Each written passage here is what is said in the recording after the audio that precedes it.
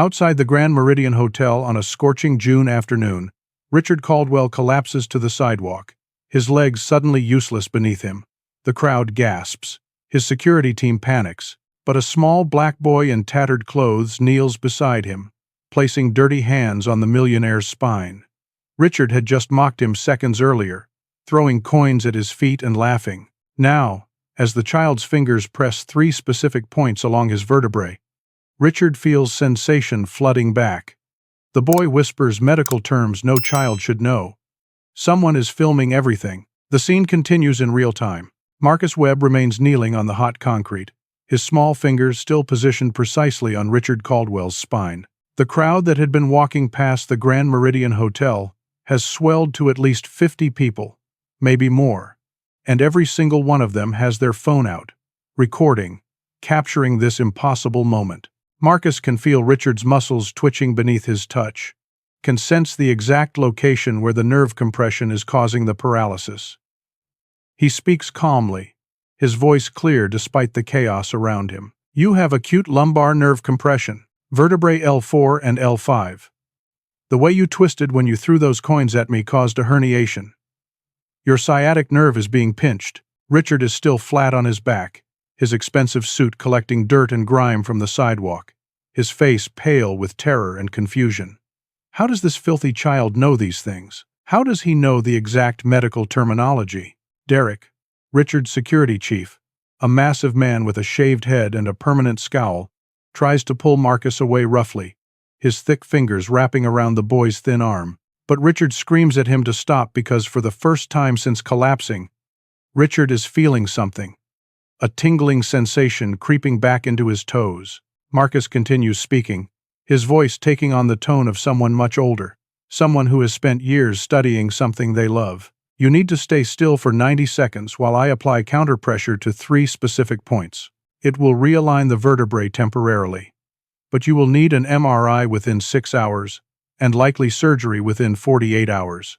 A woman in the crowd, wearing scrubs and a hospital ID badge, pushes forward and shouts that she is a nurse, and what this boy is saying sounds legitimate, sounds real. The crowd murmurs, a mixture of disbelief and hope rippling through the gathered onlookers. Marcus works with a precision that seems impossible for his age, his small fingers finding exact anatomical landmarks on Richard's back. He counts aloud, explaining each step in perfect medical terminology.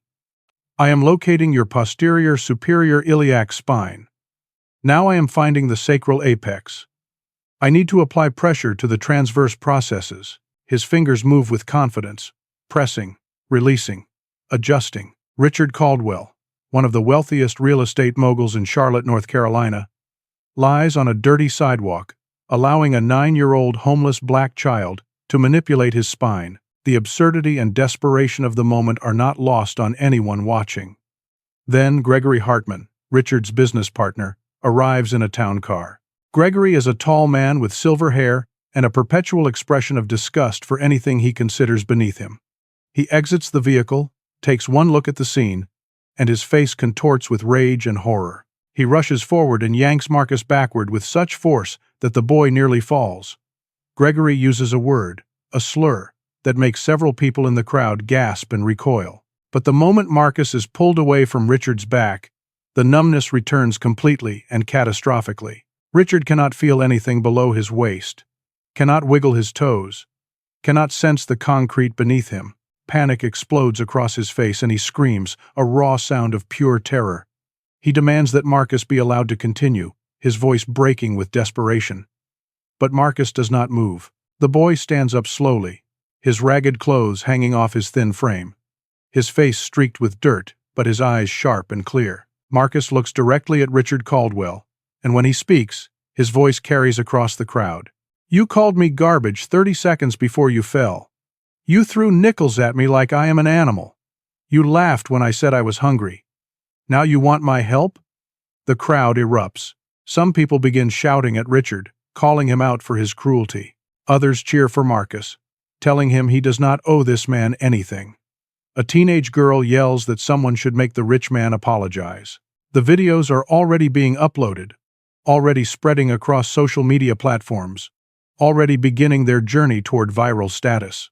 Richard Caldwell, completely paralyzed from the waist down, sweating in the June heat, must decide whether his pride is worth more than his ability to walk. The crowd waits. Marcus waits. And the cameras keep rolling. Richard Caldwell has no choice, and everyone watching knows it.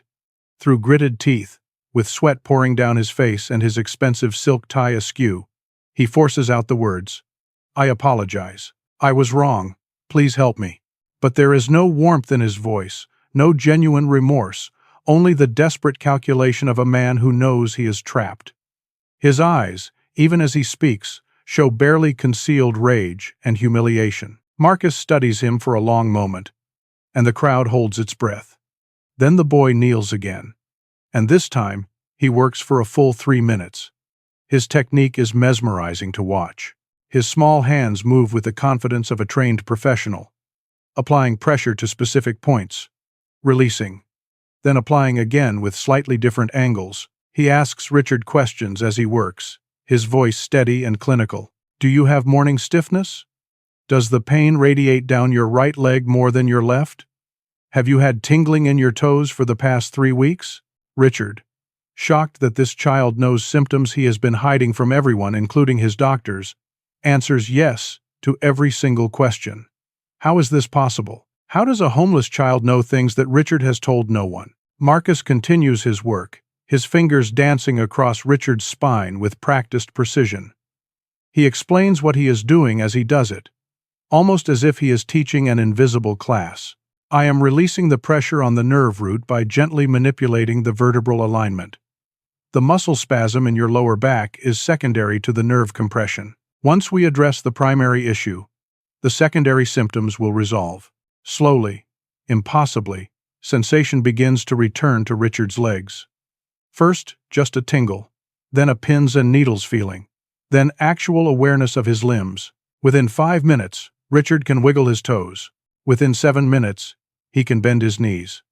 Within 10 minutes, he can stand with assistance from Derek, though he is shaky and pale. The crowd erupts in applause. Some people are openly crying, moved by witnessing what seems like a miracle. The nurse who had spoken up earlier approaches Marcus and examines Richard herself.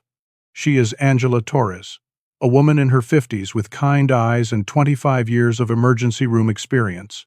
She checks Richard's reflexes, his circulation, his nerve responses. Everything has been restored.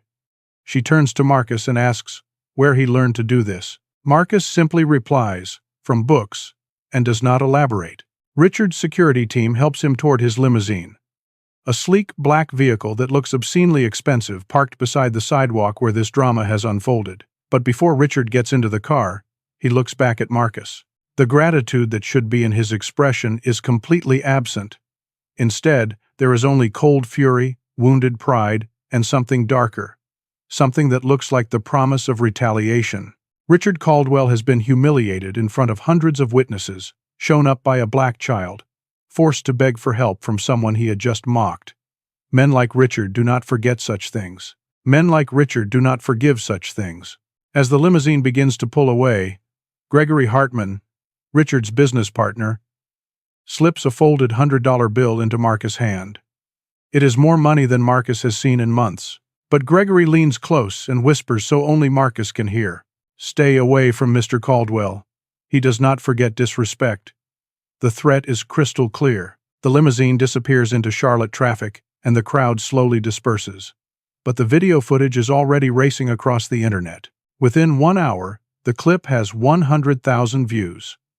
Within 2 hours, it has crossed 1 million.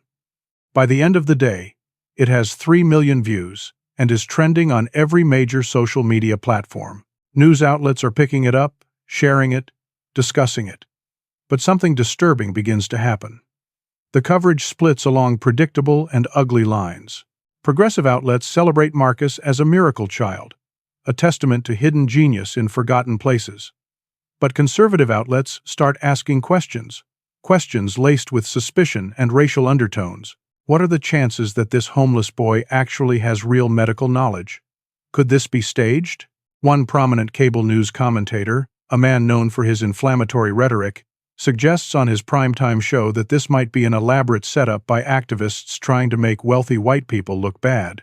He asks his millions of viewers, "Does anyone really believe a child living on the streets taught himself medicine?" The racist implications are not subtle. Meanwhile, Marcus Webb, exhausted and hungry, finds a spot under the Morrison Boulevard Bridge, where he has been sleeping for the past 2 months. He has no idea that his face is on screens across America. He has no idea that his life is about to become exponentially more complicated. He eats half the $100 bills worth of food he bought from a convenience store, saving the rest for tomorrow, and falls asleep on a piece of cardboard. 12 blocks away, in his luxury penthouse overlooking the Charlotte skyline, Richard Caldwell sits in his leather chair watching the video on repeat.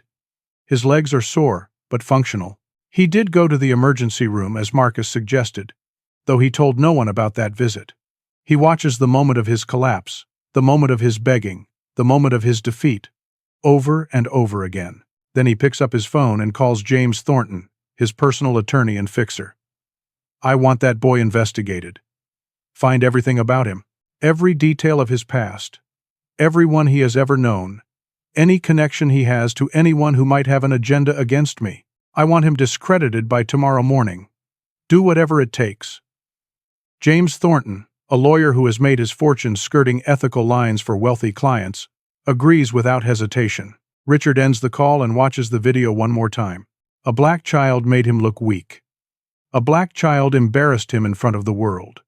Richard Caldwell has destroyed people for far less, and he is just getting started. Marcus wakes the next morning to the sound of voices calling his name. At first, he thinks he is dreaming, but then he opens his eyes and sees them. Dozens of people, maybe 50 or more, searching the streets of downtown Charlotte. News crews with cameras and microphones, reporters in professional clothes picking their way carefully through the areas where homeless people gather. They are looking for the miracle boy, and Marcus realizes with growing terror that they are looking for him.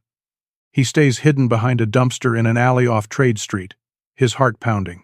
He has survived 3 years on these streets by being invisible, by blending into the background, by never drawing attention to himself. Visibility is dangerous for homeless children. Visibility brings questions from authorities, brings the risk of being taken by child protective services, brings unpredictable chaos into a life that is already barely manageable. Marcus stays hidden for hours, watching the search parties pass by, holding his breath every time someone comes close. At 10 o'clock that morning, Richard Caldwell holds a press conference at the headquarters of Caldwell Properties, his real estate empire. The conference room is packed with journalists, cameras, and bright lights. Richard appears calm, composed, recovered. He is wearing a suit that probably costs more than most people make in a month. His silver hair perfectly styled, his expression one of controlled benevolence. He thanks the child who helped him yesterday, referring to Marcus only as the young man, never using his name. But then Richard begins to sow seeds of doubt. "I appreciate what happened yesterday, and I do not want to diminish anyone's kindness. However, I went to the emergency room last night as a precaution, and the doctors found no evidence of the severe spinal condition that the child described. They suggested that perhaps my leg had simply fallen asleep. Perhaps I had experienced a temporary muscle spasm. I do not want to dismiss what happened, but I think we should all be cautious about making this into something it was not."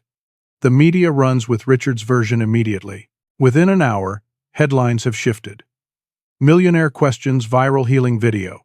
Medical experts express skepticism about boy's diagnosis. Did social media create a false miracle? The narrative is changing, and changing fast. Richard's attorney, James Thornton, a man with sharp features and sharper tactics, appears on 3 different cable news shows that afternoon. On each one, he pushes the same message. We have to ask difficult questions. Where did this child come from? Who taught him to perform this theater? Is it possible that adults are coaching him, using him to target my client? Mr. Caldwell is a generous man and a prominent philanthropist, but he is also a target for people with agendas. This could very easily have been an elaborate setup designed to embarrass him and extract money. James never explicitly says the race of the people he is implying are behind this supposed conspiracy, but his audience understands perfectly well who he means. Meanwhile, Sarah Chen, a reporter for a local Charlotte television station, takes a different approach. Sarah is a 32-year-old journalist who grew up poor and worked her way through journalism school. She does not believe Richard's version of events. She spends the day searching for Marcus, and late in the afternoon, she finds him hiding behind a dumpster near the public library on North Tryon Street. Sarah approaches slowly, her hands visible, her voice gentle. She brings food, real food, a sandwich and fruit and a bottle of water. Marcus is wary, but he is also 9 years old and hungry, so he accepts. Sarah asks if she can talk to him, record an interview, and Marcus, feeling like he has nothing left to lose, agrees. He tells her his story. His name is Marcus Webb. He is 9 years old. His parents were Dr. James Webb and Dr. Keisha Webb, both surgeons at Charlotte Memorial Hospital. They died in a car accident 3 years ago when Marcus was only 6. Marcus was supposed to go live with relatives, but somehow, the system lost track of him. He slipped through the cracks, and by the time anyone noticed, he had already learned to survive on the streets. He has been homeless ever since. And the medical knowledge? Marcus explains that he taught himself. Behind Charlotte Medical Center, there is a dumpster where the hospital throws away old medical journals, outdated textbooks, and discarded educational materials. For 3 years, Marcus has been pulling these journals out of the trash, reading them under streetlights, memorizing everything he can. He has read thousands of pages. He has studied anatomy, physiology, pathology, pharmacology. He cannot afford medical school, cannot even afford a stable home. But he can learn from what others throw away. Sarah's story airs that evening. The headline is "The Boy Who Learned Medicine from the Garbage." It is sympathetic, moving, heartbreaking, but Richard's team seizes on one word in that headline: garbage. James Thornton appears on the news again, this time with a statement dripping with false concern. This child has been living on the streets, clearly suffering from trauma and possibly mental health issues. He has been reading materials from the garbage, creating a fantasy world where he possesses medical powers. This is not something to celebrate. This is a tragedy. This boy needs help, professional help, not viral fame. We should be calling Child Protective Services, not treating him like a hero. The framing is insidious. By expressing concern for Marcus' welfare, Richard's team makes it seem cruel to support him. Makes it seem like anyone defending Marcus is ignoring a child in crisis. And it works. By that evening, Child Protective Services has received dozens of calls about Marcus, all from anonymous concerned citizens, all describing him as potentially dangerous, possibly delusional, in need of immediate intervention. The calls, though anonymous, all came from numbers traceable to burner phones purchased by Richard's organization. Marcus, watching some of this coverage on a television through the window of an electronics store, understands what is happening. He is being hunted, not to be helped, but to be silenced. He goes deeper into hiding, moving to areas of Charlotte where the news cameras will not follow, where he can disappear into the community of people society has already forgotten. But Richard is not done. Richard will not stop until Marcus is completely discredited, completely destroyed, because Richard Caldwell does not lose to anyone, and he certainly does not lose to a 9-year-old black boy who made him look weak in front of the world. The backlash has begun, and it will get much worse before it gets better. Richard Caldwell mobilizes every resource at his disposal to destroy Marcus Webb. Money, connections, influence, all of it deployed with one singular goal. Within 48 hours of the press conference, Richard has filed a formal complaint with the North Carolina Medical Board, claiming that Marcus practiced medicine without a license and endangered Richard's life by manipulating his spine without proper credentials or consent. The complaint is absurd, legally speaking, since Marcus is 9 years old and clearly was trying to help, but the filing itself generates news coverage that damages Marcus' credibility. Richard's public relations team seeds stories across social media and sympathetic news outlets, stories that question Marcus' mental stability and suggest he might be dangerous. They hire a firm that specializes in online reputation management, which really means they pay people to flood comment sections with doubt and suspicion. Anonymous accounts post things like, "How convenient that a homeless kid suddenly has medical knowledge, right when a rich white man needs help," Sounds like a setup to me. And I heard the boy has schizophrenia and thinks he can heal people with his mind. Someone needs to protect the public from him. The racism is often thinly veiled, sometimes not veiled at all. Social media becomes a battlefield. People who support Marcus fight back, sharing his story, defending his character. But they are overwhelmed by the coordinated campaign against him. Richard appears on a popular conservative podcast hosted by a man known for inflammatory rhetoric and conspiracy theories. The host treats Richard like a victim, and Richard plays the role perfectly. I feel for this child, I truly do. His story is heartbreaking, but we cannot let sentiment override safety. This boy put his hands on me, manipulated my spine without my consent, without any training or credentials, and could have paralyzed me permanently. He is being glorified for what amounts to assault. I want him to get help, real psychological help, but I also want people to understand the danger of celebrating vigilante medicine. The narrative shift is devastating. Within 72 hours of Richard's initial press conference, the dominant media storyline is no longer about a miraculous healing, but about a troubled child who needs intervention and a lawsuit waiting to happen. The Charlotte Police Department begins looking for Marcus, not to help him, but to question him about unauthorized medical intervention. An officer is quoted saying, "We need to talk to this young man and assess whether he poses a risk to himself or others." Marcus, still in hiding, sees all of this happening on televisions in store windows, on newspapers left on park benches, in the worried conversations of the people who occasionally give him food. He is terrified and confused. He saved a man's life. He did exactly what his parents would have done. And now he is being hunted like a criminal. Dr. Elena Rodriguez has been watching everything unfold with growing alarm. Elena is a 45-year-old neurosurgeon at Charlotte Memorial Hospital, one of the best spinal surgeons in the southeastern United States. She is known for her skill, her integrity, and her refusal to be intimidated by powerful people. Elena watched the original video of Marcus helping Richard and immediately recognized that what Marcus did was legitimate. The technique was real, the terminology was accurate, the diagnosis was precise.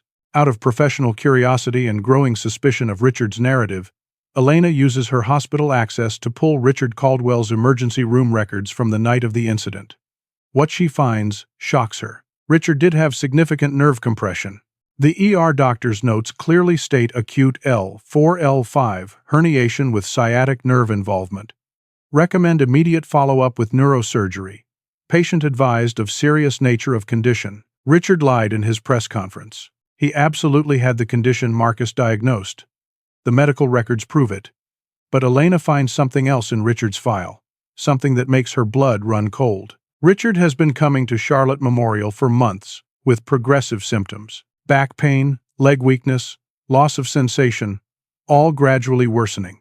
An MRI from 2 months ago shows a mass near his T12 vertebra, flagged by the radiologist as concerning, requiring biopsy. But there is no record of Richard following up on that recommendation. Richard has been hiding a potentially serious medical condition, and Elena suspects she knows why. If Richard has a spinal tumor, if he is seriously ill, his carefully constructed image as a healthy, invincible business mogul will crumble. His company stock will suffer. His deals will fall apart. People will see him as weak. And Marcus, with nothing but his hands and his knowledge from discarded medical journals, detected what Richard's own doctors found only through expensive imaging. Marcus inadvertently discovered Richard's secret. That is the real reason Richard is trying to destroy him. Elena realizes she needs to find Marcus before Richard's people do. She contacts Sarah Chen, the reporter who interviewed Marcus, and together they begin searching. It takes them 2 days, but they finally locate him in a homeless encampment under the I-277 overpass. Marcus is huddled in a makeshift tent made from plastic sheeting, exhausted and scared. Elena approaches carefully. She brings food, clean clothes, and most importantly, medical journals. New ones, not from the trash. She tells Marcus that she knows he is telling the truth, that she has seen Richard's real medical records, that what he did was legitimate and extraordinary. But Elena needs to ask Marcus something crucial. When you touched Richard's spine, Did you notice anything else?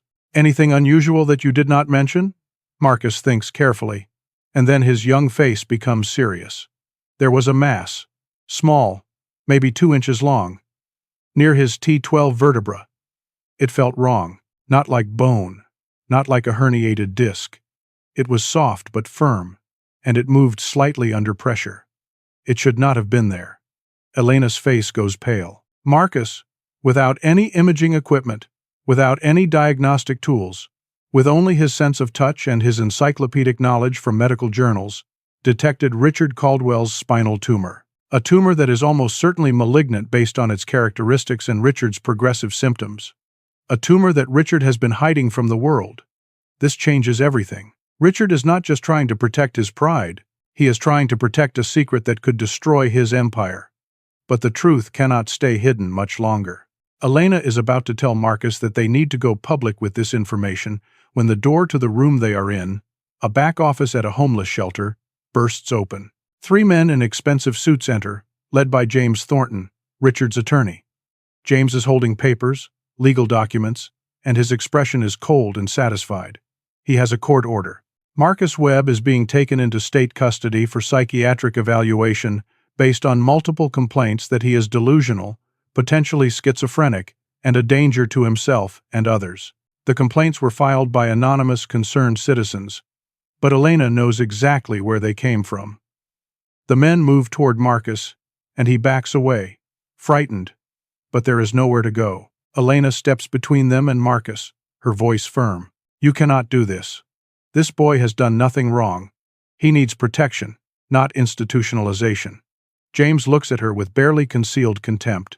Dr. Rodriguez, if you interfere with this court order, you will be arrested for obstruction of justice, and I will personally ensure that your medical license is reviewed for the crime of harboring a minor without proper legal authority. You have no guardianship rights over this child. You have no legal standing here. Step aside, or face the consequences. Elena is trapped. She has worked for 20 years to build her career, to earn her position. If she loses her medical license, she cannot help anyone, including Marcus. The men grab Marcus as he screams, crying, reaching for Elena. She watches, powerless and furious, as they drag the one person who could expose Richard's lies toward a waiting vehicle. Marcus' voice echoes in the hallway. Dr. Rodriguez, please, don't let them take me. But Elena can do nothing, except watch as Marcus disappears into the system, buried where no one will believe a word he says. Richard Caldwell has won this round. But the war is not over yet. Marcus is processed into Riverside Youth Psychiatric Facility at 9 o'clock on a cold November evening. Riverside is located on the outskirts of Charlotte, a sprawling complex of buildings surrounded by fences, designed to house children and adolescents with severe mental health issues. The facility is understaffed, underfunded, and overwhelmed. It is also, unbeknownst to most of the staff, a place where wealthy people sometimes have inconvenient children quietly disappeared into the bureaucracy. Richard Caldwell's money has ensured that Marcus will receive special attention at Riverside. The intake coordinator has been briefed that Marcus is a high-risk patient. She reads from notes that were prepared before Marcus even arrived. Patient exhibits grandiose delusions about possessing medical knowledge and abilities. Patient has a history of living on the streets and may have attachment disorders, trauma-related psychosis, or emerging schizophrenia. Patient approached and touched an adult male without consent, claiming to perform medical procedures. Patient requires close monitoring and comprehensive psychiatric evaluation. None of this is accurate, but it does not matter. Once something is written in an official file, it becomes the truth for everyone who reads it. Marcus is given institutional clothing, gray sweatpants, and a gray sweatshirt. His own clothes, the ragged shirt and jeans that are the only possessions he owns, are taken away and logged into storage. He is assigned to Ward C, a locked unit for higher-risk patients. His room is small, bare, containing only a bed with a thin mattress, a small desk, and a toilet. The door has a window, but the window has wire mesh embedded in the glass. Marcus sits on the bed and tries not to cry. He is 9 years old, alone, and terrified. The next morning, Marcus is taken to meet Dr. Vernon Mills, the psychiatrist assigned to his case. Doctor, Mills is a man in his early 60s, with gray hair and wire-rimmed glasses. He has been practicing psychiatry for 35 years, and for most of those years, he was a good doctor. But in the last decade, Dr. Mills has made moral compromises. He has financial investments in several of Richard Caldwell's real estate ventures. He has accepted consulting fees from companies owned by Richard's partners. He is not explicitly corrupt, but he is no longer independent. When Richard's attorney called and asked Dr. Mills to personally handle Marcus' evaluation, Mills agreed. The financial and social incentives were too significant to refuse. The evaluation begins with standard questions. But the way Dr. Mills phrases them and interprets Marcus' answers is anything but standard. "Do you hear voices, Marcus?" Dr. Mills asks, his pen poised over his notepad. "No," Marcus answers honestly. He has never experienced auditory hallucinations. Dr. Mills writes, patient denies auditory hallucinations but exhibits signs of magical thinking and dissociative symptoms. "Do you believe you have special powers?" Dr. Mills continues, "I do not have powers. I studied medicine from books I found. I memorized what I read. I can diagnose some conditions if I examine a patient, the same way any doctor would. But Dr. Mills writes patient exhibits grandiose delusions about possessing medical expertise despite age and complete lack of formal training, consistent with delusional disorder or early-onset schizophrenia. Every answer Marcus gives is twisted. Every explanation he offers is reframed as evidence of mental illness." By the end of the 2-hour evaluation, Dr. Mills has built a comprehensive psychiatric profile that paints Marcus as severely disturbed, in need of long-term residential treatment, and potentially dangerous if released. The evaluation is sent to the court, to Child Protective Services, and to the state agencies responsible for Marcus' welfare. No one questions it because Dr. Mills is a respected psychiatrist with decades of experience. Meanwhile, outside Riverside, Dr. Elena Rodriguez is fighting to free Marcus.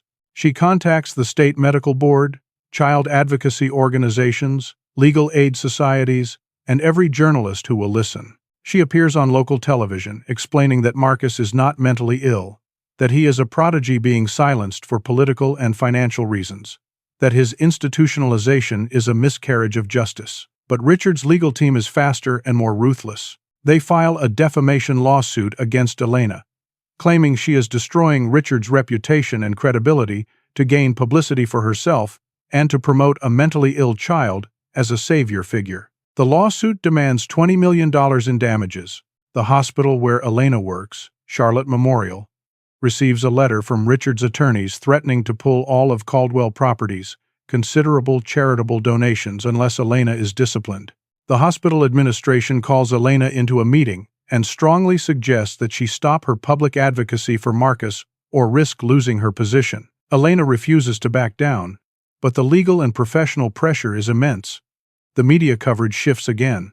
Stories now focus on the controversy, the lawsuits, the questions about Elena's motives. Headlines read, "Doctor's career in jeopardy after championing disturbed child and medical community divided over viral video boy." Inside Riverside, Marcus is placed on medication. The doctors prescribe antipsychotics, drugs designed to treat schizophrenia and severe psychotic disorders. Marcus does not have schizophrenia or psychosis, but the medication is given anyway. The drugs make him drowsy, foggy, slow. His brilliant mind, capable of memorizing entire medical textbooks, is being chemically suppressed. He spends his days in group therapy sessions, where he is encouraged to acknowledge his delusions and work on accepting reality. Days turn into a week. Marcus tries to stay strong, but he is fading. He meets other children at Riverside. Some of them genuinely need psychiatric help. Children struggling with severe depression, bipolar disorder, trauma. Marcus heartaches for them. But he also meets children who seem like him, children whose only crime was inconveniencing someone powerful. A 15-year-old named Darius tells Marcus the truth about Riverside during a quiet moment in the common room. This is where they put kids. They want to disappear. Kids who saw something they should not have seen. Kids who said something that made someone important angry. Kids who are just in the way. They will keep you here until you are 18, if they want. Nobody checks on us. Nobody cares. Marcus realizes he needs to escape, but Riverside is designed to prevent exactly that. The doors are locked. The windows are reinforced. The staff watches constantly. And the medication makes it hard to think clearly. Hard to plan. Dr. Elena Rodriguez finally gets a court hearing scheduled to challenge Marcus' detention, but the hearing is 3 weeks away. Richard's legal team has successfully delayed and obstructed at every turn. 3 weeks might as well be 3 years. Marcus is trapped in a nightmare, and the man who put him there is free and untouched. But fate has a way of intervening in unexpected moments. On Marcus' 10th day at Riverside, something happens that changes everything. Dr. Vernon Mills arrives for a scheduled evaluation session with Marcus at 2:30 in the afternoon. Mills sits across from Marcus in a small therapy room, reviewing his notes, preparing to ask more questions designed to reinforce the diagnosis of delusional disorder. But then Dr. Mills clutches his chest. His face goes pale. He gasps and falls forward, collapsing onto the floor. Marcus, even through the fog of his medication, recognizes the signs immediately. Myocardial infarction. Heart attack. Staff members rush into the room, but they are panicking, unsure what to do. One nurse picks up the phone to call emergency services but is fumbling, dropping the receiver. Another staff member tries to check Dr. Mills' pulse but cannot find it because he is checking in the wrong place. They are wasting precious seconds, and Dr. Mills is dying.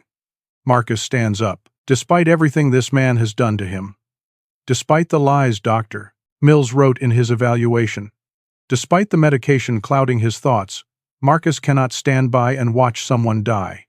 He speaks, his voice cutting through the chaos. He needs aspirin immediately. 325 milligrams. Start chest compressions. 100 per minute. Call for an ambulance and tell them to prepare for possible cardiac catheterization. Check for ST segment elevation on an EKG if you have one available. The staff members freeze, staring at this child who is supposed to be delusional. The nurse who had been fumbling with the phone asks, "How do you know this?" Marcus looks at her with clear eyes. "Because I am not crazy. I never was. Now help him before it is too late." Something in his voice, the authority, the clarity, the certainty, breaks through their hesitation. They follow his instructions. One nurse retrieves aspirin from the medical supply cabinet and administers it. Another begins chest compressions at the rhythm Marcus specified. The phone call is made with the exact information Marcus provided. Marcus continues to guide them, explaining what to watch for, what symptoms indicate specific complications, what interventions to prepare. The paramedics arrive within 8 minutes. They are stunned to find that proper protocol was already being followed, that the patient has been stabilized as much as possible, given the circumstances. They ask who gave the instructions, and the staff members point to Marcus. The paramedics exchange glances but continue their work, loading Dr. Mills onto a stretcher and transporting him to the hospital. Dr. Mills survives. The heart attack was serious, but because of the immediate and correct intervention guided by Marcus, the damage to his heart muscle was minimized. He will require surgery, stents placed in his coronary arteries, but he will live. And the entire event was captured on Riverside's security cameras. The footage shows Marcus, the child diagnosed as delusional and mentally ill, correctly diagnosing a heart attack and directing the emergency response with precision and expertise. The video is leaked by a staff member at Riverside who has been increasingly uncomfortable with how Marcus has been treated. Within hours, the video is online. Within a day, it has millions of views. This time, there is no way to spin it. This was not staged. This was not a setup. This was a child, institutionalized for supposedly being delusional, saving a man's life, using medical knowledge that is undeniably real. The truth can no longer be suppressed. The walls Richard Caldwell built around Marcus are beginning to crack. The second viral video of Marcus saving a life forces the truth into the light in a way that even Richard Caldwell's wealth and influence cannot stop. Within 24 hours of the footage from Riverside leaking online, major medical institutions are issuing statements. The American Medical Association calls for Marcus' immediate release and proper evaluation. The dean of Johns Hopkins School of Medicine goes on national television and says, This child has demonstrated diagnostic skills that exceed many medical students. We need to understand how he acquired this knowledge and ensure he receives appropriate education and support. The public outrage is enormous. How could a child who saved 2 lives be locked in a psychiatric facility? Why was he diagnosed as delusional when he clearly possesses real medical knowledge? Who ordered his institutionalization and why? The questions are loud, insistent, and impossible to ignore. Dr. Vernon Mills, recovering in a hospital bed with fresh stents in his coronary arteries, receives a visit from Dr. Elena Rodriguez. Elena does not come to gloat or to accuse. She comes with evidence and with a choice. Elena sits beside Mills' bed and speaks quietly but firmly. Dr. Mills, I have documentation showing financial ties between you and Richard Caldwell's real estate ventures. I have emails between you and Caldwell's attorney James Thornton discussing Marcus' case before Marcus was even brought to Riverside. I have records of payments made to your consulting firm from shell companies owned by Caldwell's partners. I am giving you one chance to tell the truth voluntarily. Tell the truth about who paid you to diagnose Marcus as mentally ill. Tell the truth about the pressure you were under. Do the right thing, or I will file a formal ethics complaint with the state medical board, and you will lose your license and likely face criminal charges for falsifying a psychiatric evaluation. Vernon Mills, a man who came very close to dying and was saved by the child he had wronged, breaks. He is not a fundamentally evil person. He made compromises, allowed greed and ambition to erode his integrity, but he is not beyond redemption. Mills provides Elena with everything. Emails from James Thornton outlining how the psychiatric evaluation should be structured. Financial records showing payments for consulting services that were really bribes. Text messages proving that Mills knew Marcus was not mentally ill but wrote the evaluation anyway. Mills signs an affidavit confessing to everything and submitting it to the state medical board, the court, and the media. The scandal explodes. Headlines now read, Psychiatrist admits he was paid to institutionalize Miracle Boy and Millionaire orchestrated campaign to lock child in psychiatric facility. Richard Caldwell's name is attached to every story. His photo on every news broadcast. His carefully crafted image as a respectable businessman is disintegrating in real time. Protests form outside Caldwell Properties headquarters. People carry signs reading, Free Marcus and Jail Richard Caldwell. Activist groups demand criminal investigations. The North Carolina Attorney General's office announces it is opening an inquiry into potential child endangerment and corruption charges. Marcus is immediately released from Riverside. The court order holding him is vacated. When Marcus walks out of the facility, there are reporters everywhere, cameras flashing, questions being shouted. Dr. Elena Rodriguez is there, and she has brought a lawyer, a guardian ad litem, appointed by the court, and a statement. Marcus will not be answering questions today. He has been through a traumatic ordeal and needs time to recover, but we want the public to know that Marcus Webb is not only a medical prodigy but also the son of 2 doctors who died under circumstances that now warrant serious investigation. Elena's last sentence catches everyone off guard. What does she mean by circumstances that warrant investigation? Sarah Chen, the reporter who first interviewed Marcus, has been doing her own digging.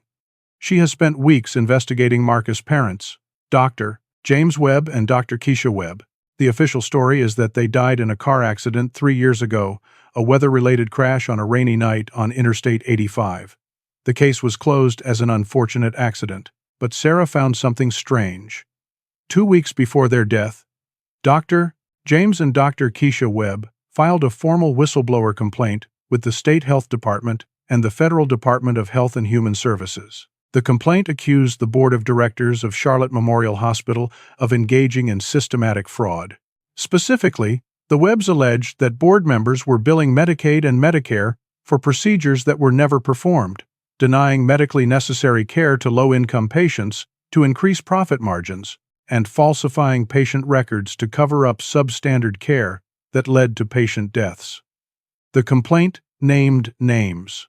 One of the names was Richard Caldwell, who has served on Charlotte Memorial's Board of Directors for 15 years and chaired the Finance Committee.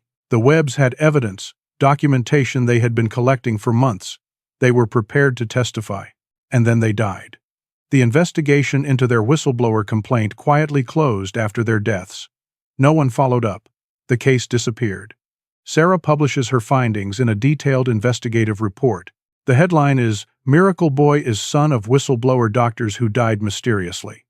The article lays out the timeline, the complaint, the accusations, the sudden death, and the closed investigation. It asks the questions that no one asked 3 years ago. Was the car accident really an accident?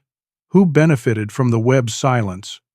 Why was the investigation dropped? And most damning, why has Richard Caldwell been so desperate to destroy their son? The public connects the dots. Richard Caldwell had motive to silence the Webbs. Richard Caldwell has demonstrated he is willing to destroy a 9-year-old child to protect himself. What else might Richard Caldwell be capable of? The calls for investigation intensify. The original accident report is pulled from archives. The North Carolina State Bureau of Investigation announces it is reopening the case as a potential homicide. Richard's world is collapsing around him. His company stock has lost 60% of its value. Business partners are distancing themselves. Board positions are being rescinded. Banks are calling in loans. His reputation is in ruins. Richard holds an emergency press conference, his 4th in 2 weeks, trying to salvage something from the disaster. He stands at a podium, looking thinner and more haggard than before, and denies everything. "I had nothing to do with the deaths of Dr. Webb and Dr. Webb. I barely knew them. The accusations in their complaint were baseless and were investigated and found to be without merit. As for Marcus, I only wanted to help him by ensuring he received psychiatric care. I was told by professionals that he was suffering from delusions. I am not a doctor. I trusted the experts." Richard's denials sound hollow and desperate. No one believes him anymore. But as Richard speaks, Dr. Elena Rodriguez walks into the press conference uninvited, flanked by a team of lawyers and medical specialists. The room falls silent. Elena approaches the podium and Richard tries to block her. But the journalists are already shouting questions at her, and security is unsure what to do. Elena speaks directly into the microphones, ignoring Richard completely. "I am Dr. Elena Rodriguez, Chief of Neurosurgery at Charlotte Memorial Hospital. I am here to present medical evidence that proves Richard Caldwell has been lying to the public for weeks. Mr. Caldwell has been diagnosed with a spinal tumor, a mass located near his T12 vertebra, and he has been hiding this diagnosis for 8 months. His symptoms have been progressively worsening, which is why he collapsed on the sidewalk outside the Grand Meridian Hotel. Marcus Webb's diagnosis was not only correct, but revealed a condition that Mr. Caldwell has been desperately trying to keep secret because its disclosure would damage his business interests and personal reputation." Elena presents copies of Richard's medical records, redacted to protect some privacy but showing enough detail to prove her claims. She has a team of independent medical ethicists who have reviewed the records and are prepared to testify that Richard has been hiding a serious medical condition while making major business decisions, potentially defrauding investors and shareholders. But Elena is not finished. She has one more revelation, and this one is devastating. "I also must inform Mr. Caldwell publicly, since he has refused private medical advice, that the tumor is progressing rapidly." Marcus Webb, through his examination, identified characteristics of the tumor that suggest it is a high-grade malignancy. If Mr. Caldwell does not undergo surgery within 2 weeks, the tumor will likely become inoperable, and his prognosis will be terminal. The child he tried to destroy is the only person who correctly identified the condition that is killing him. The press conference descends into chaos. Richard stumbles backward from the podium, his face ashen. Reporters are shouting questions. Cameras are flashing. Richard's attorney tries to pull him away, but the damage is done. The truth is out. Richard Caldwell tried to bury a 9-year-old boy to hide his own secrets, and now those secrets have buried him instead. Marcus watches the press conference on a television in a safe house where Elena has arranged for him to stay temporarily. He feels no satisfaction, no sense of victory. He only feels tired and sad. He never wanted any of this. He just wanted to help someone who was hurt. And that one act of kindness set off a chain of events that exposed the rot at the heart of Charlotte's power structure. But the story is not over. Richard Caldwell is cornered, exposed, and desperate. And desperate men are capable of terrible things. Marcus' ordeal is not finished yet. In the days following Elena Rodriguez's devastating press conference revelation, Richard Caldwell does not disappear quietly. He does not accept defeat. Instead, he becomes increasingly unhinged, his judgment impaired both by the progression of his spinal tumor and by the psychological weight of watching his entire empire collapse in real time. Richard's company, Caldwell Properties, is under investigation by multiple state and federal agencies. The Securities and Exchange Commission is examining whether Richard violated disclosure requirements by hiding his medical condition while making major business decisions.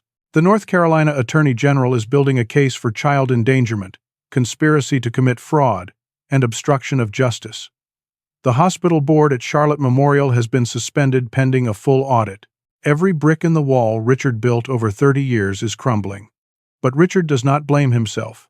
In his deteriorating mental state, he blames Marcus. The obsession that drove Richard to try to discredit Marcus has evolved into something darker and more dangerous.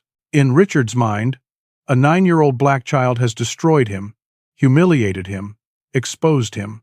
The racial resentment that Richard always kept carefully hidden is now overt. Richard's remaining inner circle has shrunk to 2 people: James Thornton, his attorney, and Derek, his head of security. Both men know that their own futures are tied to Richard's, and both are facing potential criminal charges. They have nothing to lose and everything to gain if they can somehow turn the situation around. James comes up with a desperate plan. If they can prove that Marcus is a fraud, that his medical knowledge is fake, that he has been coached by adults with an agenda, then everything changes. Richard becomes the victim of an elaborate con. The investigations lose credibility. The public narrative shifts. It is a long shot, but it is the only shot they have left. James files an emergency motion with the court, demanding that Marcus be required to prove his medical knowledge in a controlled setting. The motion is framed as a matter of public safety. If this child is going to be celebrated as a medical prodigy and potentially fast-tracked into medical education, he must prove his abilities under rigorous, independent examination. We cannot allow fraud to be rewarded simply because a story is emotionally compelling. The public deserves to know the truth. The motion is legally questionable, but the judge, under enormous public pressure and media scrutiny, agrees to a hearing. Marcus will be tested by a panel of 5 independent doctors, experts in various medical specialties. The examination will be live-streamed to ensure complete transparency. If Marcus passes, his abilities will be validated beyond any doubt. If he fails, Richard's team can argue that everything was a fabrication. Marcus is terrified when he learns about the hearing. He is comfortable learning from books, memorizing information, studying in solitude, but performing under pressure, in front of hostile examiners, with millions of people watching, is completely different. He is still only 9 years old. He has been homeless, institutionalized, traumatized, and manipulated by powerful adults. The weight of expectation is crushing. Dr. Elena Rodriguez does her best to prepare Marcus.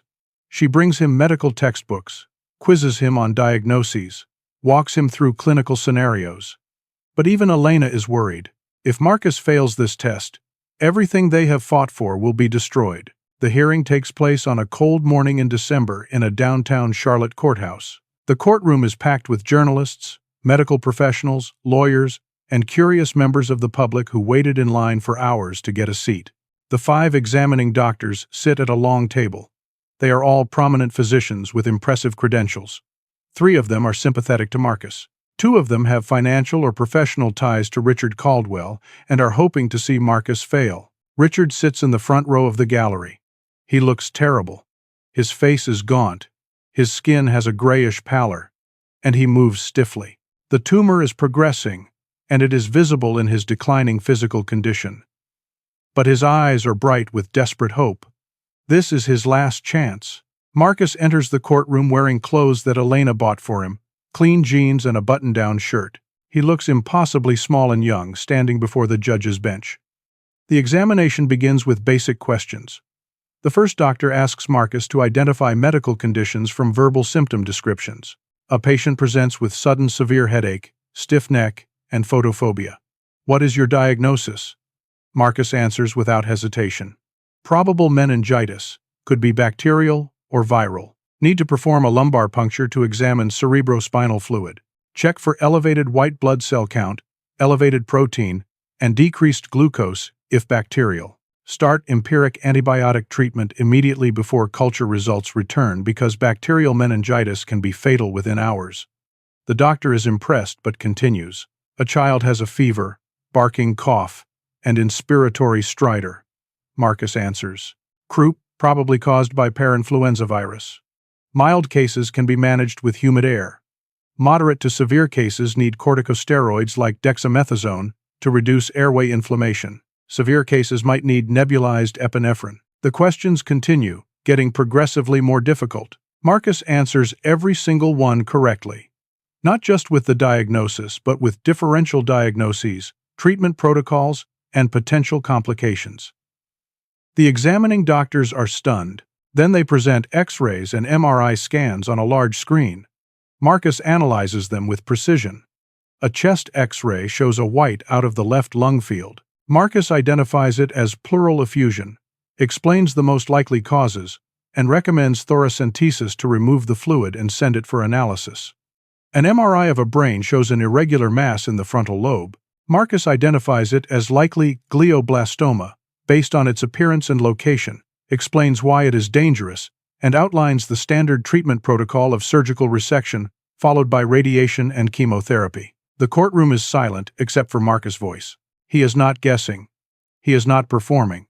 He knows this material as well as doctors who trained for a decade. But then, the examining doctors do something that crosses an ethical line.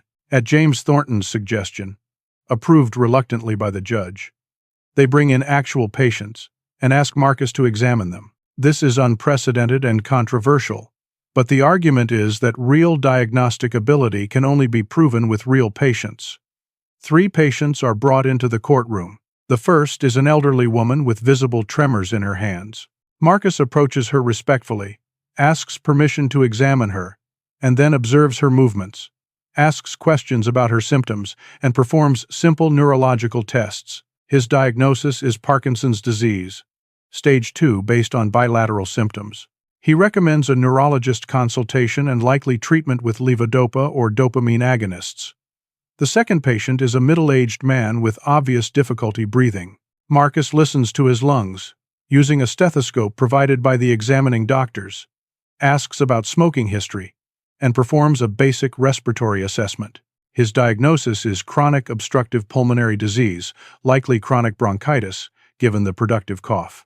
He recommends pulmonary function tests, chest CT scan to rule out lung cancer given the patient's smoking history, and treatment with bronchodilators and smoking cessation. The third patient is a young woman in her 20s who reports severe headaches. Marcus asks detailed questions about the headache characteristics, performs a visual field test using simple techniques, and checks her optic discs using an ophthalmoscope. His face becomes serious, and he speaks urgently.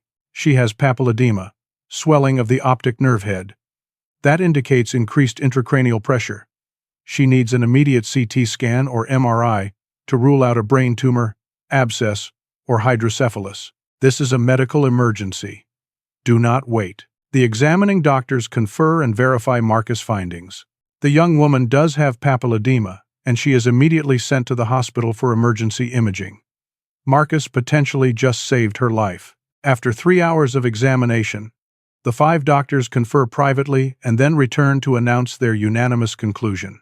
Marcus Webb possesses medical knowledge equivalent to a 2nd or 3rd year medical student.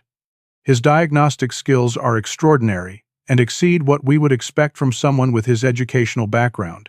There is absolutely no evidence of fraud, coaching, or deception. This child is a genuine prodigy. He has taught himself medicine to a degree that is almost unprecedented. We recommend that he be provided with proper educational opportunities and mentorship to develop his abilities further. The courtroom erupts in applause and vindication. Marcus has passed every test. The truth is undeniable. But as the celebration begins, Richard Caldwell suddenly stands up, trembling with rage. His deteriorating mental state is fully visible now. He shouts, his voice cracking, "This is a witch hunt! This is persecution! That boy is a demon!" He cursed me. Everything was fine until he touched me. He cast some kind of spell. Richard's outburst is disturbing, laced with racist undertones and paranoid delusions. His attorney tries to calm him, but Richard keeps shouting. The journalists are recording everything, and the live stream is capturing Richard's complete breakdown. Then, suddenly, Richard's legs give out completely. He collapses to the floor, unable to feel anything below his waist. The tumor has progressed catastrophically. The spinal cord compression is now complete. Paramedics who were standing by for the patient examinations rush to Richard. They try to assess him, but his condition is clearly critical. He is conscious, but panicking, unable to move his legs at all, his breathing becoming labored as the paralysis threatens to spread upward. The lead paramedic, a woman named Jennifer who watched the original viral video, recognizes Marcus. She makes a decision that is medically questionable, but humanly understandable. She looks at Marcus and asks, "Can you tell us what is happening to him?" Every person in the courtroom turns to look at Marcus. The boy who Richard tried to destroy. The boy who Richard institutionalized, defamed, and hunted. The boy who has every reason to walk away and let Richard suffer the consequences of his own cruelty. Marcus could refuse. No one would blame him. But Marcus approaches Richard.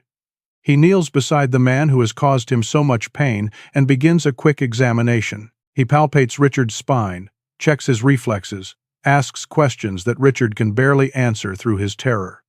After 2 minutes, Marcus stands and speaks to the paramedics with calm authority. The tumor has caused acute spinal cord compression at T12.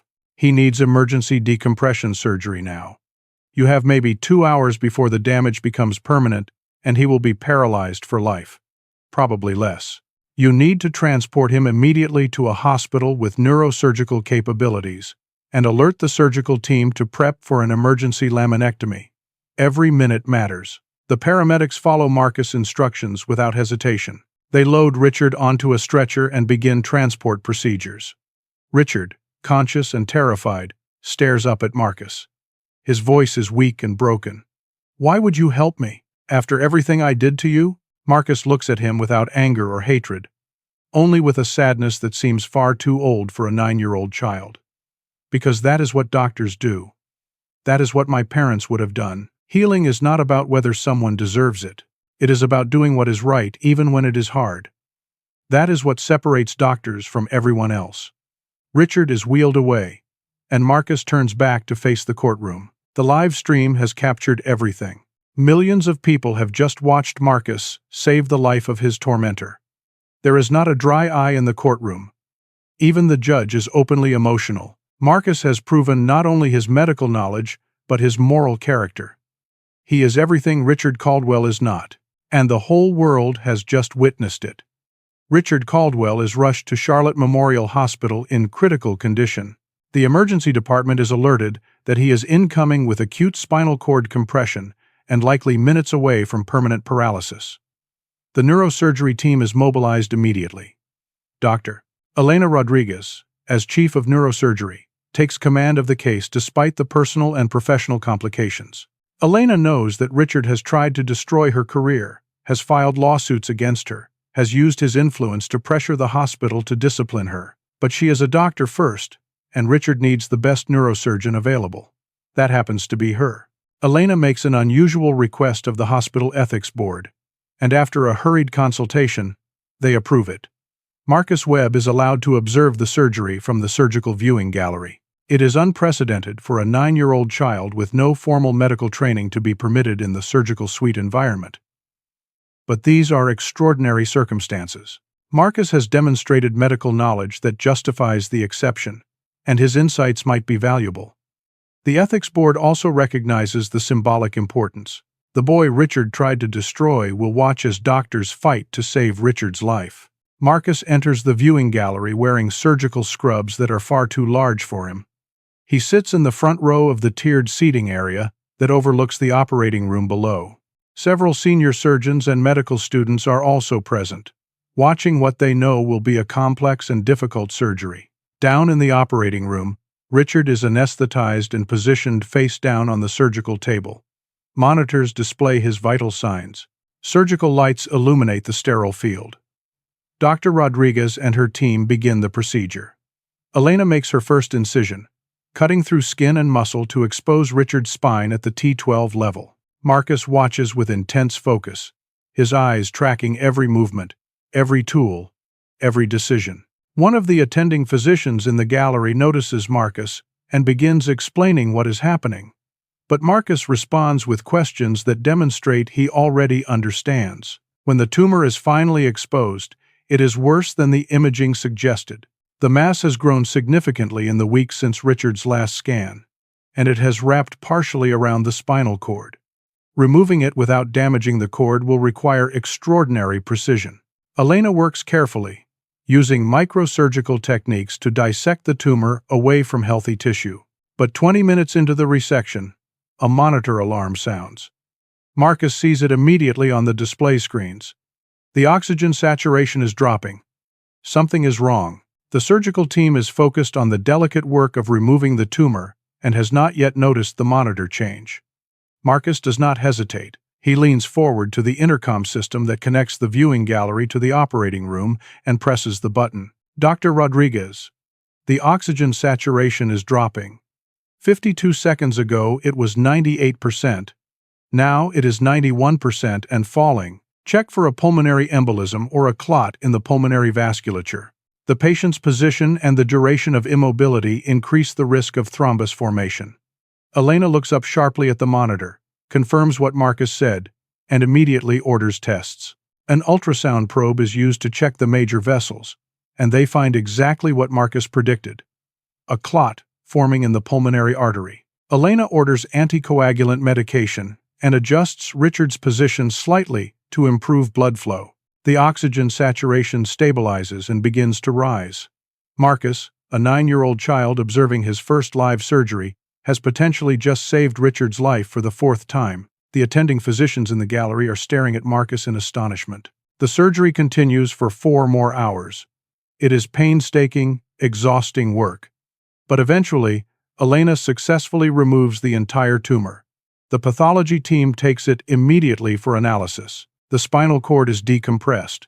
Richard's prognosis, assuming he survives the recovery period, is cautiously optimistic. While Richard is in the recovery room, still unconscious from anesthesia, the legal and social reckoning continues outside the hospital. The investigation into the deaths of Dr. James and Dr. Keisha Webb has accelerated dramatically. Investigators have interviewed dozens of people, pulled financial records, and analyzed the original accident report with fresh eyes. What they discovered is damning. James Thornton, Richard's attorney, watching the walls close in and facing multiple felony charges, decides to cooperate with prosecutors in exchange for a reduced sentence. James provides evidence that Richard had hired a private investigator to surveil the Webbs in the weeks before their death. The investigator, a man named Thomas Crane, has a criminal record and a reputation for being willing to do things other investigators will not do. Financial records show Richard paid Crane $75,000 2 weeks before the Webbs died. Crane, when questioned by police, initially refuses to talk, but when offered a deal, he also breaks. Crane admits that Richard asked him to find leverage against the Webbs, anything that could be used to discredit them or force them to drop their whistleblower complaint. Crane surveilled the Webbs, followed them, learned their routines, and Crane discovered that the brake line on James Webb's car was corroded and leaking fluid. It was a maintenance issue that the Webbs had not noticed. Crane took photographs of the brake line and reported this to Richard. Richard's response, according to Crane's testimony, was to tell Crane to do nothing. Do not warn them, do not report it, just watch. 3 days later, the Webbs were driving on Interstate 85 during a rainstorm when their brakes failed completely. They crashed into a guardrail at 70 miles per hour. Both were killed instantly. Richard did not cause the mechanical failure, but he knew about it and chose to let it happen. His silence was murder. Marcus learns this truth while sitting in a hospital waiting room with Dr. Elena Rodriguez. Sarah Chen, the reporter who has been covering his story from the beginning, delivers the news as gently as she can. Richard could have saved your parents. He knew their car was unsafe. He chose not to warn them because they threatened his position and his wealth. He was more afraid of the truth than of being responsible for their deaths. Marcus processes this information with a maturity that seems impossible for his age. He does not cry or scream. He sits quietly for several minutes, staring at the floor. Then he speaks, his voice steady but sad. He was more afraid of losing money than of being a killer. That says everything about who he is. When Richard wakes from surgery several hours later, he is informed by a police detective standing beside his hospital bed that criminal charges are being prepared. Conspiracy to commit manslaughter, obstruction of justice, child endangerment, fraud, and multiple other counts. Richard will face decades in prison if convicted. Richard asks to see Marcus. His doctors advise against it. Elena opposes it, but Marcus agrees to meet Richard one time. The confrontation takes place in Richard's hospital room with a police officer present. Richard is weak, pale, connected to IVs and monitors. He looks 20 years older than he did a month ago. He tries to apologize, but his words are self-serving and hollow. I was scared. The tumor was affecting my thinking.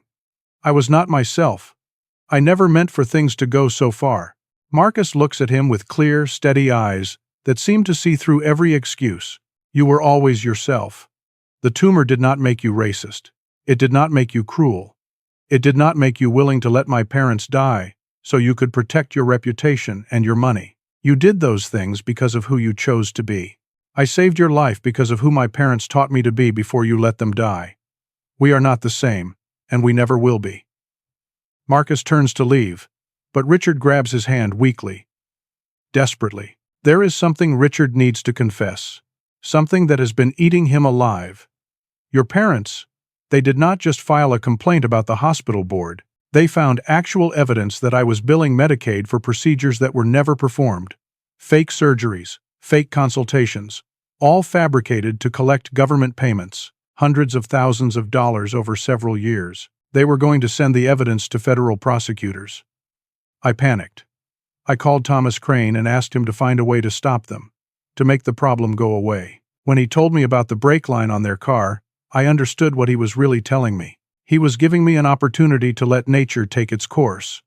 I did not explicitly order him to let them die, but I knew what would happen if I said nothing, and I said nothing. I let it happen. I am responsible. Richard's voice breaks. It is a full confession. And Marcus, prepared for this moment, has a recording device in his pocket that Dr. Rodriguez gave him, running the entire time. The confession is preserved.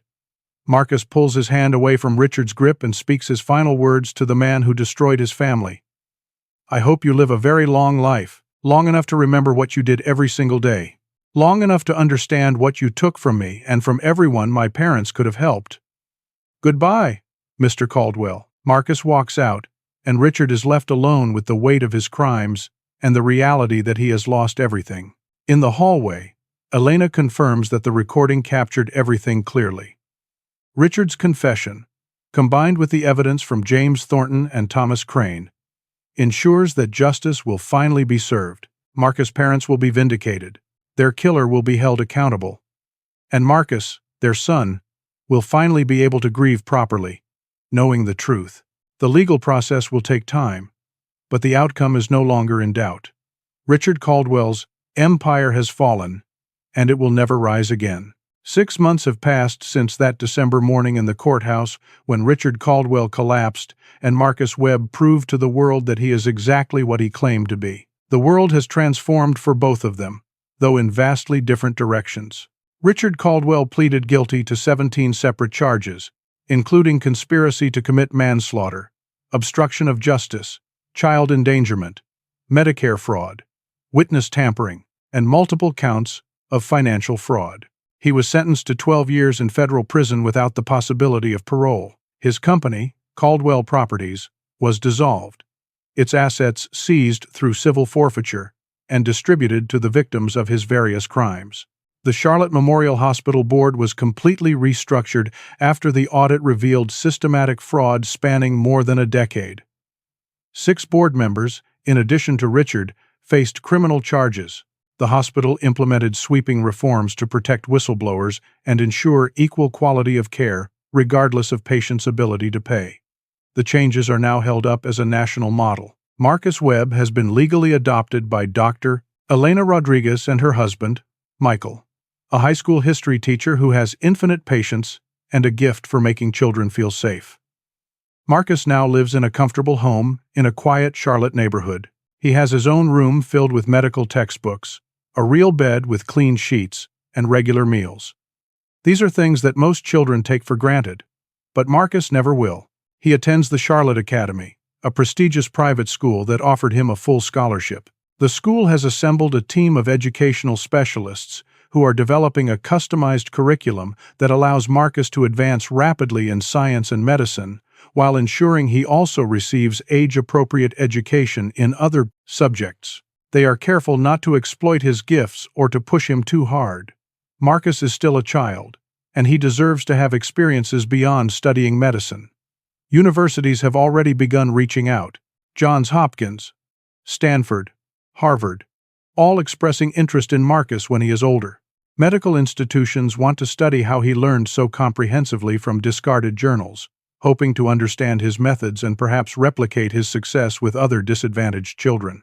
But Elena protects Marcus fiercely, turning down most of these requests, ensuring he has time to be 9 years old, to play, to make friends, to heal from his trauma. Marcus does speak publicly once, 6 months after Richard's sentencing, at a press conference organized by child advocacy groups. He talks about his experience being homeless, about how the medical system failed to track him after his parents died, about racism and how people in power can destroy those who threaten them, about the need for systemic change. His speech is articulate, powerful, and heartbreaking. He explains that he is not special or unique, that there are thousands of children like him living in poverty with gifts the world will never see because those children are invisible. He says that his story should not be about one miraculous child, but about the systemic failures that allow brilliant children to sleep on streets and eat from dumpsters while society looks away. The speech goes viral, shared millions of times across social media, but this time, the response leads to actual policy changes. Charlotte implements comprehensive new programs for homeless youth, including proactive outreach, better tracking to prevent children from falling through bureaucratic cracks, and partnerships with schools to identify and support at-risk students. The state of North Carolina passes legislation requiring annual audits of how children in state custody are being tracked and cared for. Medical schools across the country create outreach programs for disadvantaged children interested in medicine, providing mentorship, resources, and pathways to education. Marcus' story becomes a catalyst for changes that will help thousands of children who will never know his name. But Marcus does not rest on his accomplishments. He begins visiting Riverside Youth Psychiatric Facility every week. He talks to the children there, especially the ones who, like him, are being held not because they are genuinely mentally ill, but because they inconvenienced someone powerful, or because the system has nowhere else to put them. Marcus brings them books, teaches them what he knows, advocates for their release when they are being unjustly detained. He has turned his own trauma into purpose, into a mission to help others who are trapped in the same system that tried to destroy him. Marcus also does something that surprises almost everyone. He writes letters to Richard Caldwell in federal prison. Not letters of forgiveness, Marcus is clear about that, but letters explaining medical procedures, updating Richard on advances in treatment, teaching him about human anatomy and physiology. When a reporter asks Marcus why he would do this, Marcus explains that Richard needs to understand what medicine is really about, what Marcus' parents dedicated their lives to.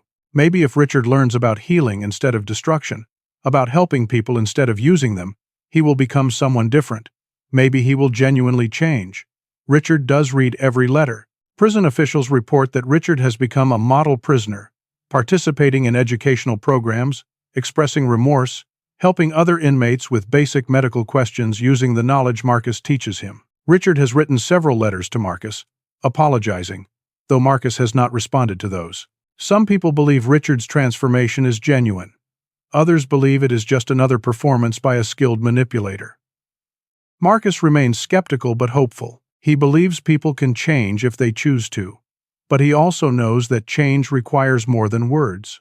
It requires sustained action and genuine remorse, and only time will reveal whether Richard possesses those things. On a warm afternoon in June, Exactly 1 year after that day outside the Grand Meridian Hotel when everything began, Marcus is invited to speak at Charlotte Memorial Hospital's annual gala. It is a celebration of medicine, philanthropy, and progress. The ballroom is filled with hundreds of doctors, donors, medical professionals, and community leaders. Marcus stands at the podium wearing a suit that Elena bought him, looking small behind the large wooden lectern but speaking with a voice that carries across the room. He talks about his journey, about his parents, about what he has learned in the past year. The audience listens in rapt silence, many openly crying. Then Marcus makes an announcement that stuns everyone. 1 year ago, I was homeless, hungry, and invisible. A wealthy man mocked me, collapsed, and I helped him because it was the right thing to do. He tried to destroy me for it, and he almost succeeded. But in the end, we both survived, though in very different ways. I have learned that healing is not just about medicine.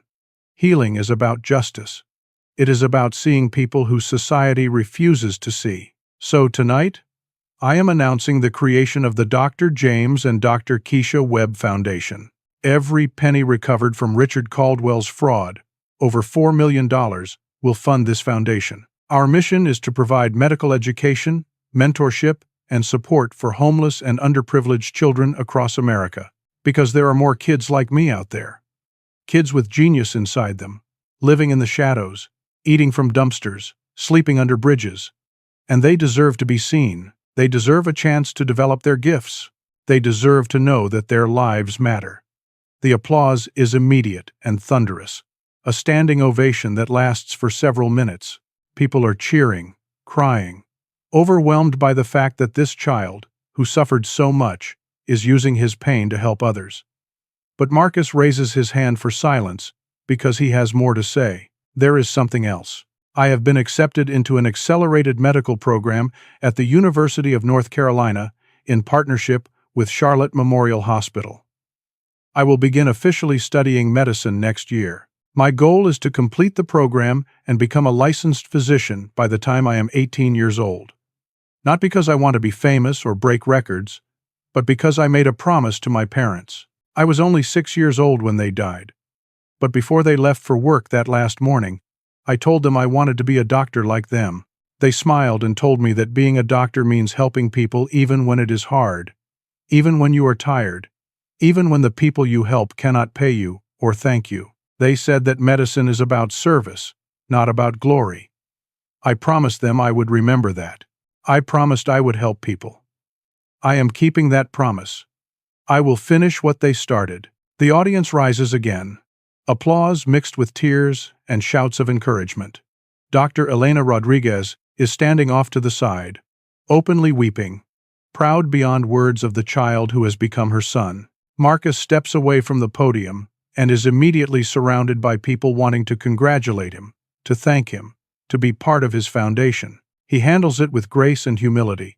But later that evening, when he is back in his room at home, he sits quietly looking at a framed photograph of his parents. It is one of the few possessions he has from before they died.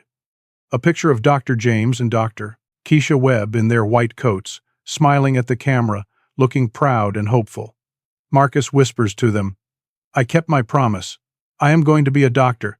I am going to help people the way you did, and I will spend my whole life making sure that what happened to you never happens to anyone else.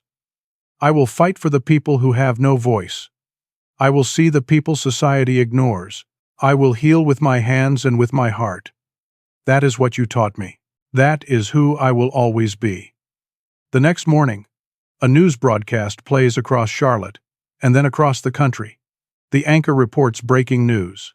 In a surprising development, former millionaire Richard Caldwell has donated his remaining personal assets, including his luxury penthouse and his collection of expensive cars, to the Dr. James and Dr. Keisha Webb Foundation.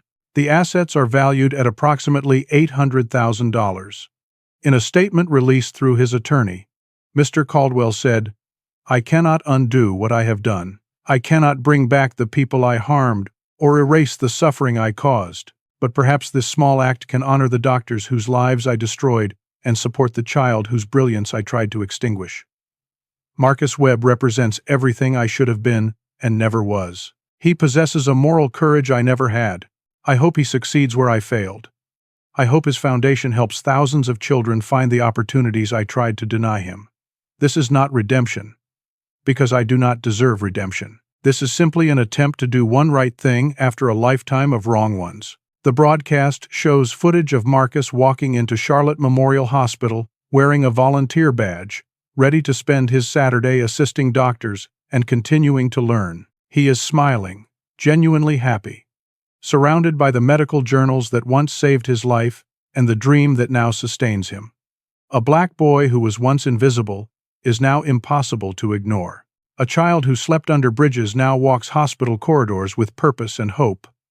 The system that tried to bury him is being reformed because of him. Thousands of children who might have fallen through the cracks will now be seen because Marcus refused to let his suffering be meaningless. And in a federal prison cell 200 miles away, Richard Caldwell sits reading a medical textbook that Marcus sent him, a book about pediatric medicine and caring for vulnerable children. Richard is finally learning what the Webbs knew, what Marcus knows, what took Richard 52 years and the loss of everything to begin to understand. The greatest power in the world is not wealth or influence or control over others. The greatest power is the ability to heal, to help, to see the humanity in every person, especially those whom society has decided do not matter. Richard will spend the next 12 years in prison, and perhaps by the end of that time, he will have become a different person. Or perhaps not. But Marcus has already moved on. Marcus is focused on the future, on medical school, on his foundation, on the thousands of children he will help throughout his life. The story ends not with revenge but with transformation, not with hatred but with purpose. Marcus won not by destroying Richard Caldwell but by refusing to become him. He chose healing over vengeance, compassion over cruelty, hope over despair, and that, perhaps, is the most powerful victory of all. What would you do if you witnessed someone in power trying to destroy a child who saved their life? How can we as a society better protect vulnerable children who fall through the cracks? Share your thoughts in the comments below. If this story moved you, please like this video, subscribe to our channel for more stories that matter, and share this with others who need to hear Marcus' message. Together, we can create a world where every child's brilliance is recognized, where kindness is rewarded instead of punished, and where healing triumphs over hatred. Thank you for listening to Marcus' story. May we all have the courage to see the invisible, to help the helpless, and to stand up for what is right even when it costs us something. Until next time, remember that the smallest act of kindness can change someone's entire life, and the most powerful healing happens not just in our bodies but in our hearts.